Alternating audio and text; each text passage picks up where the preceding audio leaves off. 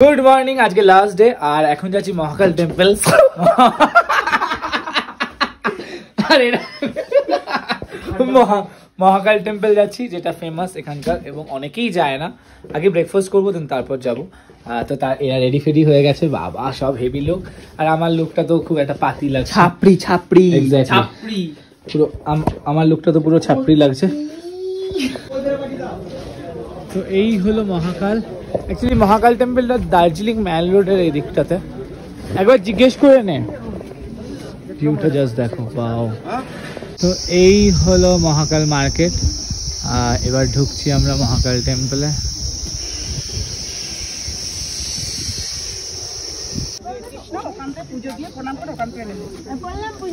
এই হলো মহাকাল টেম্পল চল তো অনেকেই জানে না অনেকেই আসে না অনেকটা উঁচুতে বাট আমার মনে হয় সকলের আসা উচিত কারণ এটা কিন্তু এখানকার বেশ ফেমাস একটা মন্দির ঠিক আছে তো जय महाकाल सब ऐसा कपड़ा अच्छा नेपाली बिहारी बंगाली सब एक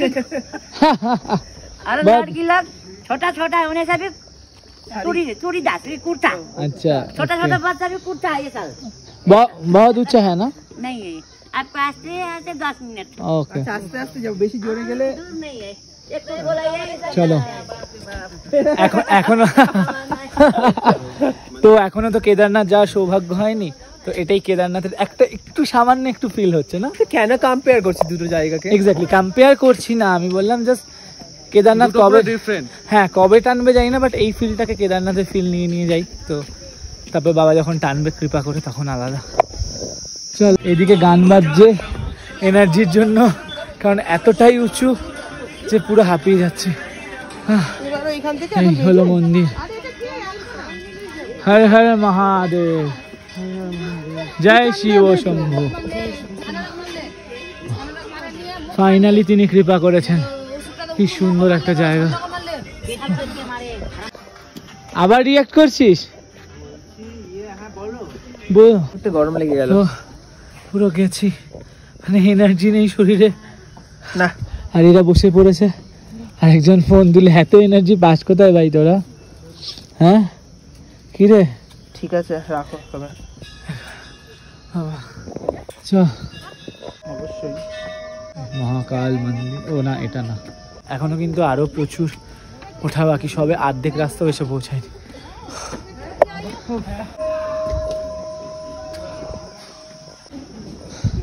মহাকাল বাবা গুফা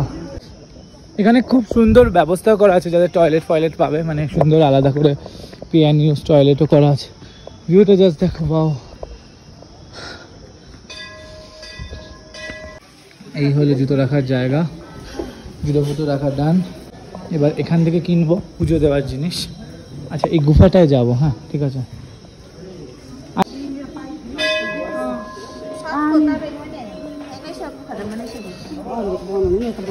कितना करके অনলাইন হোগা ওকে তো পুজো দেওয়ার জন্য প্রসাদ নেওয়া ডান এটা হলো 51 টাকার 51 টাকা থেকে স্টার্টিং এখানে এটা হলো হনুমান মন্দির এবার সাই বাবা এই হলো শিব পার্বতী এটা হলো মন্দিরের একদম কাছে আমরা একদম চলে এসেছি তো এই যে একটা জিনিস তোমাদের নোটিস করাবো এই যে দেখছো যেগুলো এরকম ভাবে কাপড়ের লেখা এগুলো কিন্তু প্রত্যেকটা মন্ত্র লিখে ঝোলানো এখানকার এটাই স্পেশালিটি এই মন্দিরের ভিতরে সবকিছু নিয়ে ডিটেল ডেসক্রাইব করব তো সেটা নেক্সট ব্লগে দেখতে পাবে এখানে ভীষণ